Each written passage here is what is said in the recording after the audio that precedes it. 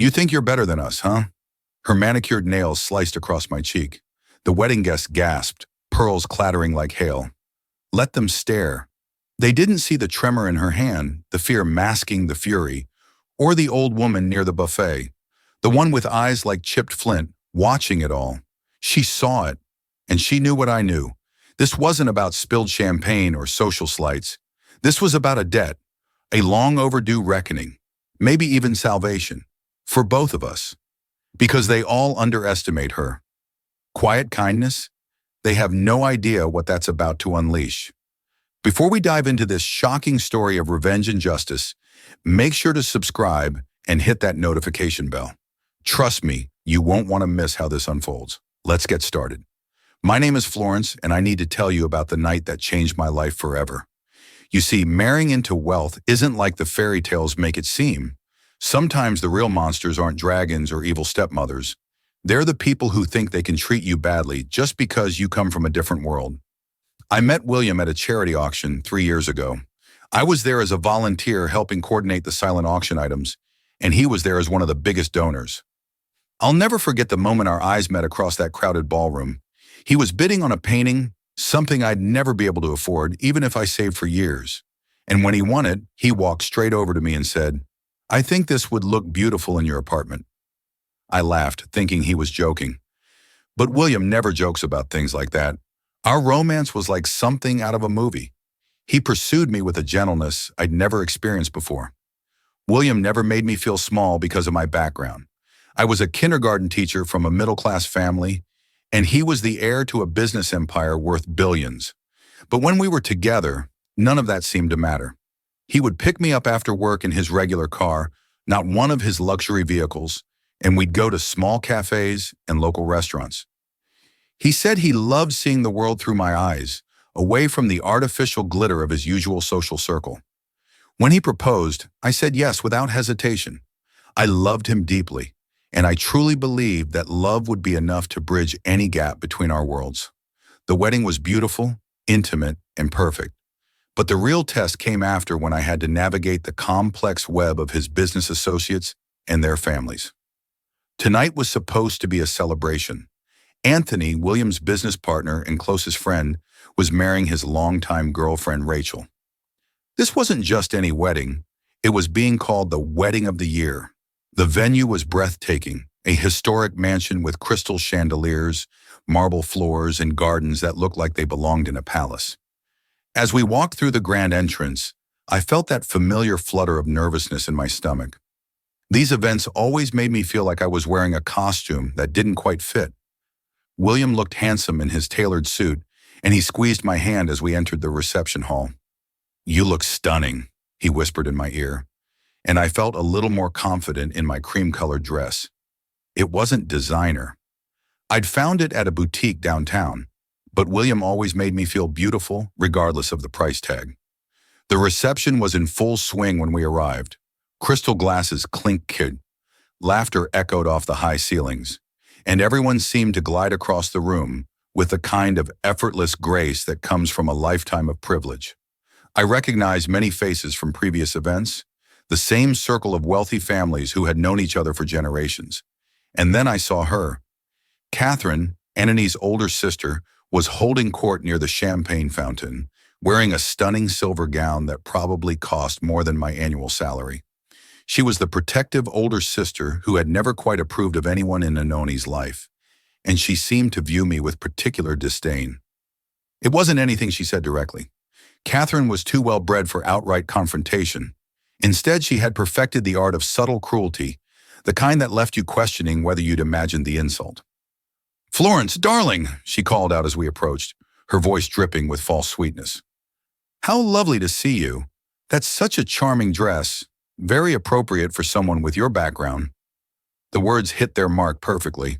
She'd managed to compliment and insult me simultaneously, and everyone within earshot understood the implication.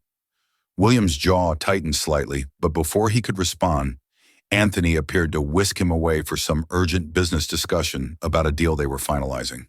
"I'll be right back," he promised, kissing my cheek. I watched him go, feeling suddenly exposed and vulnerable in the sea of designer gowns and perfectly coiffed hair. Catherine wasted no time. You know, Florence, I've been thinking about what an interesting choice Anthony made in business partners. William seems generous, very generous with his affections. Her friends tittered behind their champagne glasses, and I felt heat rise in my cheeks. The implication was clear.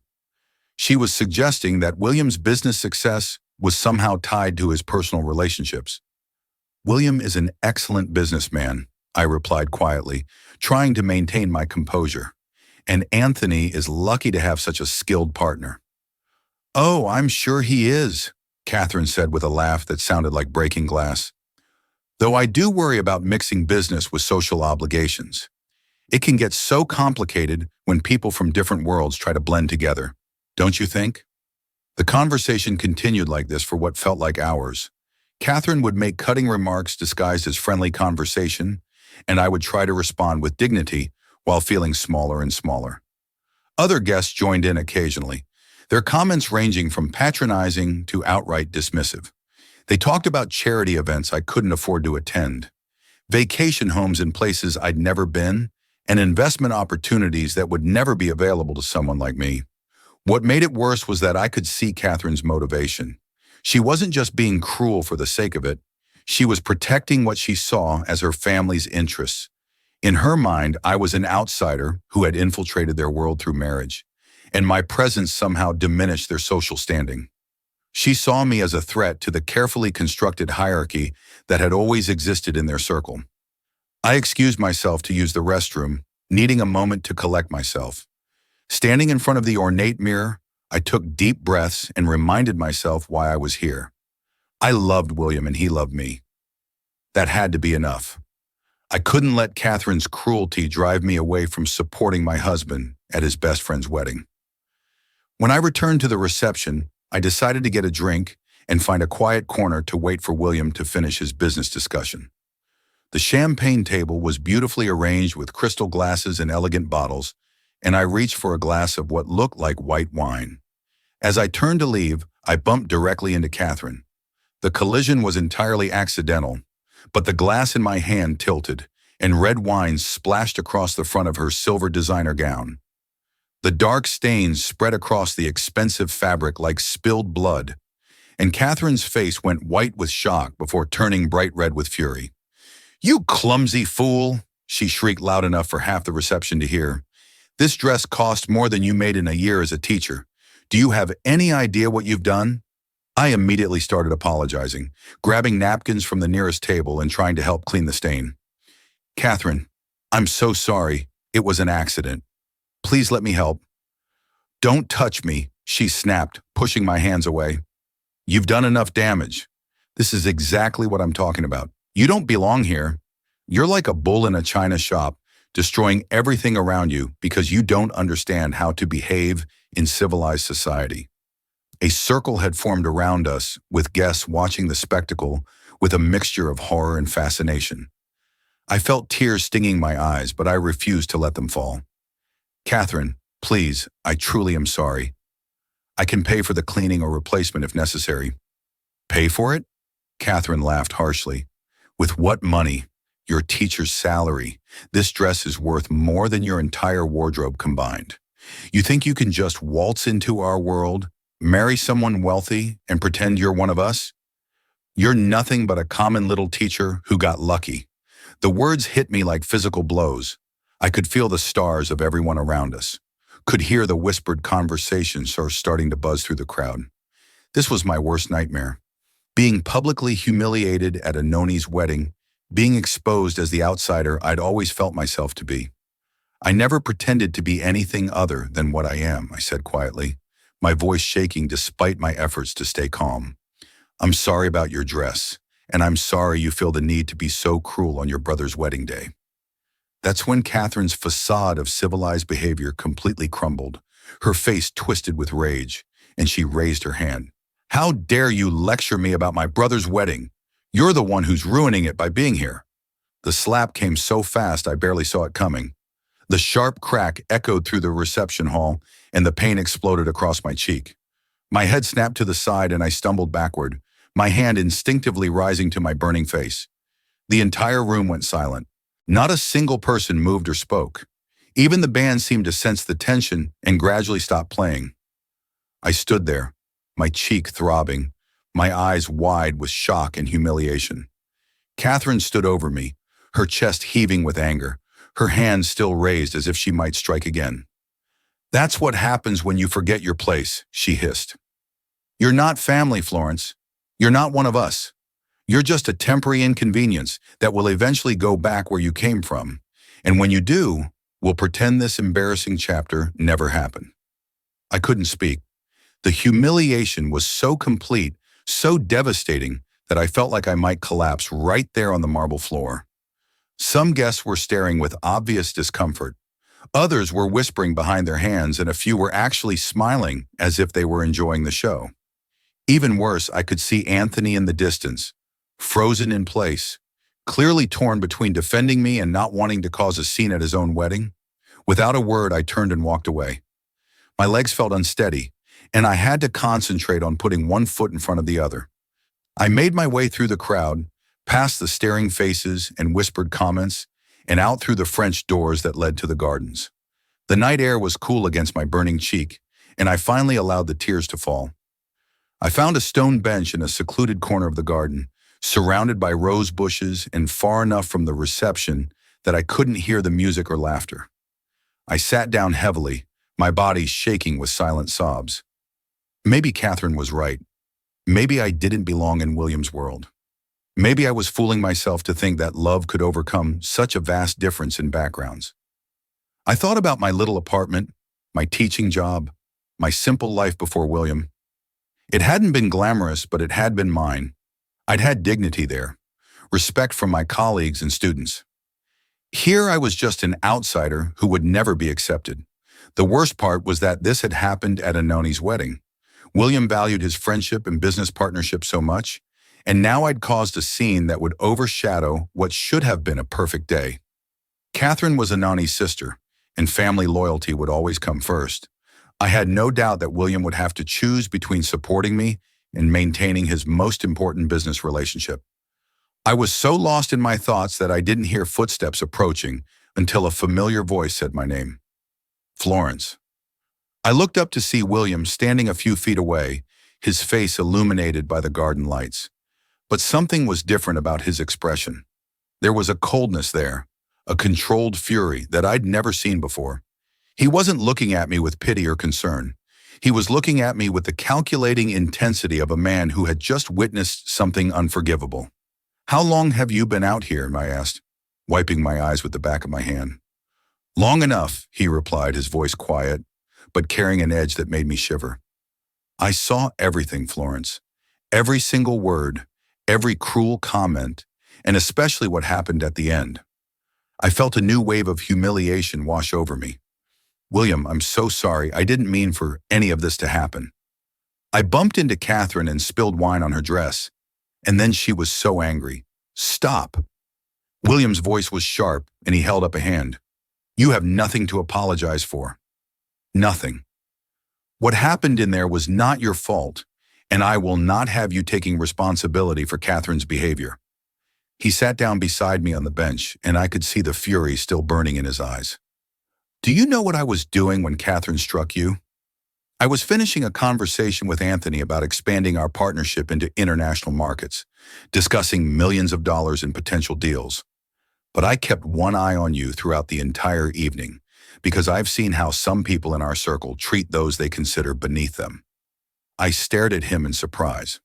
"You've been watching?" "I've been observing," he said simply. "Every snide comment, every cruel joke, every time someone has made you feel unwelcome. I've been keeping track of it all, Florence, because I knew this day would come. I knew eventually someone would cross a line so completely that I would have justification for what I'm about to do." "William, what are you talking about?" He stood up and straightened his jacket, and suddenly he looked every inch the billionaire businessman that he was. "I'm talking about consequences, Florence. Real lasting consequences for people who think they can abuse someone I love and get away with it. But Catherine is Anoni's sister, your business partner's sister. William, you can't risk your friendship and partnership over this. Anoni's sister just publicly humiliated and physically assaulted my wife." William interrupted. She did it in front of dozens of witnesses, including several people who record everything on their phones. By tomorrow morning, videos of tonight's incident will be all over social media. Catherine has just destroyed her own reputation, and more importantly, she's put Anthony in an impossible position. I felt a mixture of fear and excitement at the cold determination in his voice. What are you going to do? I'm going to give Anthony a choice. He said he can either address his sister's behavior appropriately or he can find a new business partner, because I will not continue to work with someone whose family thinks they can abuse my wife without consequences. My eyes widened. William, you can't throw away your partnership over this. I'm not throwing it away, he said firmly. I'm setting boundaries. Anthony is a smart businessman, and he'll understand that some things are more important than family loyalty, like respect, dignity, and basic human decency. He offered me his arm and I took it, feeling a strange mixture of nervousness and anticipation. What Catherine doesn't understand is that she's not just dealing with you anymore. She's dealing with me. And I didn't build a billion-dollar empire by allowing people to disrespect what's mine. As we walked back toward the reception hall, William continued talking in that same coldly controlled voice. You need to understand something, Florence. I didn't marry you because I felt sorry for you or because you were convenient. I married you because you're kind, intelligent, compassionate, and genuine. All qualities that are extremely rare in the world I grew up in. You make me a better person, and you've brought more joy into my life than any business deal ever could. We paused at the French doors, and he turned to face me. What's about to happen in there might be uncomfortable, but it's necessary. Anthony's sister has spent tonight treating you like an outsider and a gold digger. She's about to learn that attacking my wife means attacking me, and I'm not someone who accepts attacks lying down. We walked back into the reception hall together, and I immediately noticed that the atmosphere had changed. Conversations died as we passed, and people stared at us with a mixture of curiosity and apprehension. Word had clearly spread about the incident, and everyone was wondering what would happen next. Catherine was near the bar, having changed into a different dress, this one borrowed from one of her friends. She was surrounded by a small group of supporters, and I could hear her voice carrying across the room as she continued to complain about my clumsiness and general unsuitability as a guest at her brother's wedding. Anthony was standing with Rachel near the head table, both of them looking uncomfortable and uncertain. I could see the conflict in Anoni's face, torn between loyalty to his sister and his friendship with William. William guided me to the center of the dance floor and asked the band to stop playing. The room fell silent as he stepped forward to address the crowd. Ladies and gentlemen, he began, his voice carrying easily across the room. I want to thank Anthony and Rachel for including us in their beautiful celebration tonight. It's been educational. He paused and his gaze swept across the room, lingering on Catherine and her friends. I also want to address something that happened earlier this evening. Many of you witnessed Catherine physically assault my wife over an accidental spill of wine. Some of you seem to find this entertaining. The silence in the room was deafening.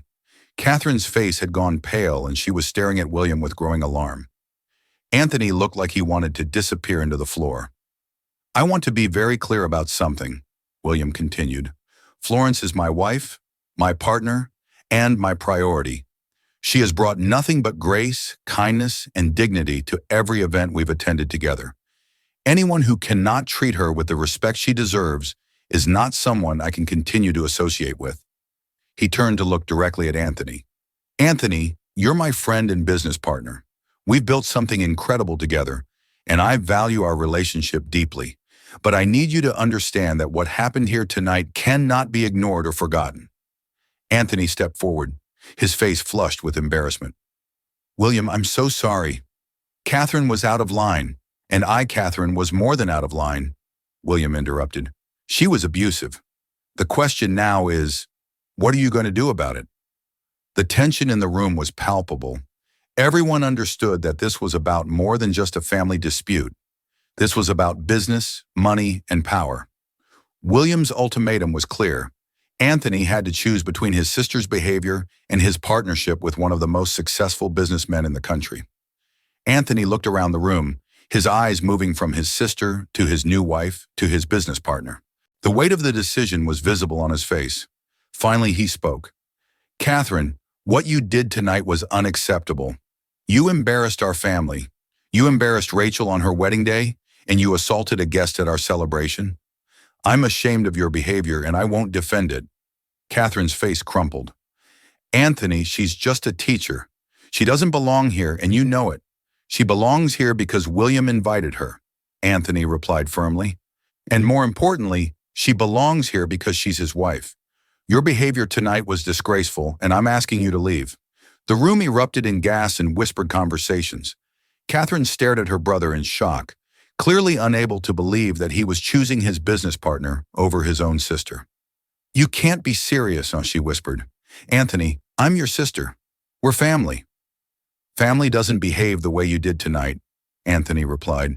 William is my partner, my friend, and you attacked his wife. That's not something I can overlook even for you. William stepped forward, his expression still cold, but showing a slight satisfaction. Anthony, I appreciate your response.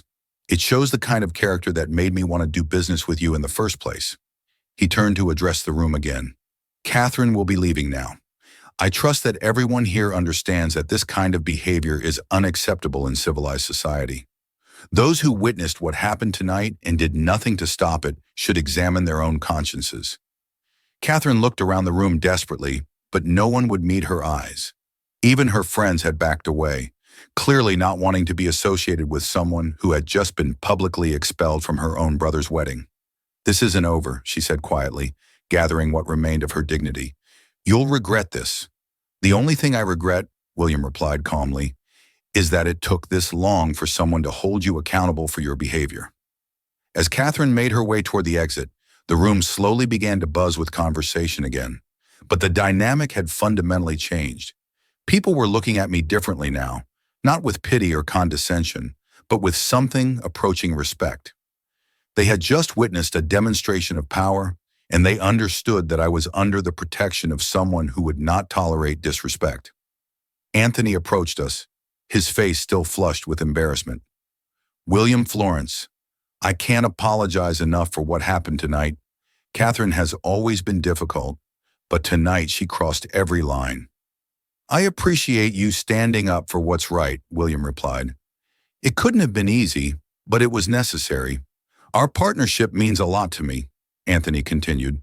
But more than that, your friendship means a lot to me. I won't let family loyalty blind me to what's right and wrong. Rachel appeared beside her new husband, tears in her eyes. Florence, I'm so sorry. No one should have to endure what you went through tonight, especially not at our wedding. It's not your fault, I replied, finally finding my voice again. And I'm sorry that it happened at your celebration. Don't apologize, Rachel said firmly. What happened here tonight wasn't your fault, and I'm glad William stood up for you. That's what marriage should be, protecting each other. As the evening progressed, I watched the social dynamics shift around us. People who had barely acknowledged me before were now approaching with friendly smiles and genuine apologies for not speaking up earlier. It was fascinating and somewhat disturbing to see how quickly attitudes could change when the balance of power shifted. The rest of the reception proceeded smoothly, but the incident had cast a long shadow over the celebration. William stayed close to me for the remainder of the evening, and I could feel his protective presence like a shield around me. As we finally left the reception, I felt emotionally drained, but also strangely empowered. For the first time since marrying William, I felt like I truly understood the power he wielded and his willingness to use it to protect me. The drive home was quiet, both of us lost in our own thoughts. It wasn't until we were back in our bedroom that I finally spoke. William, what you did tonight, it was incredible. But I need you to know that I never wanted you to risk your business relationships because of me. Anthony is your closest friend and most important partner. He turned to face me, his expression serious. Florence, you need to understand something. I didn't risk my relationship with Anthony. I strengthened it. A man who would choose his sister's cruel behavior over basic human decency isn't someone I want as a partner. Anthony proved tonight that he has the character and integrity I thought he had. He took my hands in his, and you need to understand that you're not a burden or risk to my business. You're my wife, my partner, and my priority. Any business relationship that requires me to tolerate abuse directed at you is not a relationship worth having. But Catherine was so angry, so certain that I don't belong. Catherine was wrong, William interrupted. You belong wherever I am, wherever we are together. You don't need to earn that right, and you certainly don't need to tolerate abuse to keep it. He pulled me into his arms. I love you, Florence, not because you're perfect, not because you come from the right family or have the right background. I love you because you're kind to children, because you see the good in people, because you make me want to be a better man. You bring authenticity and warmth to a world that often lacks both. I love you too, I whispered, feeling tears in my eyes again. But this time they were tears of gratitude and love, not humiliation. Good, he said, holding me close. Because tomorrow we're going to wake up to a world where everyone knows that you're not just my wife. You're someone who is loved and protected. And anyone who wants to do business with me or be part of our lives needs to understand that respecting you isn't optional. As I fell asleep that night, I reflected on everything that had happened. It had been one of the most difficult and humiliating experiences of my life, but it had also been transformative. I'd learned that I didn't need to earn acceptance from people who were determined to reject me. I'd learned that true strength sometimes means allowing the people who love you to stand up for you. And most importantly, I'd learned that my husband wasn't just wealthy, he was powerful, and he was willing to use that power to protect me. The next morning, I woke up to find that William had been right about the social media aspect. Videos of Catherine slapping me had indeed gone viral, and the comments were overwhelmingly supportive of me and critical of her behavior. The story had been picked up by several news outlets, and Catherine's reputation was in ruins. But more importantly, I woke up feeling different. I felt like I finally belonged in my own life, in my own marriage. The little girl who had been afraid of not fitting in was gone, replaced by a woman who knew her worth and wasn't afraid to demand respect. Anthony called that morning to check on me and to reiterate his apologies. He also mentioned that Catherine had left town too humiliated to face the consequences of her actions. Their family was dealing with the fallout, but Anthony made it clear that he stood by his decision to ask her to leave the wedding. William's actions had sent a clear message to everyone in our social circle. Florence was not to be trifled with, not because she was vindictive or cruel, but because she was loved and protected by someone who wouldn't tolerate abuse directed at her. Looking back, I realized that night changed everything. It wasn't just about Catherine's cruelty or William's protection. It was about understanding that love isn't just about the quiet moments and romantic gestures. Sometimes love means standing up in public, making difficult choices, and showing the world that some things are worth fighting for. What would you have done in Florence's situation? Let me know in the comments below. And if you enjoyed this story of justice and revenge, don't forget to give this video a thumbs up and subscribe for more incredible true stories. Hit that notification bell so you never miss when karma comes full circle.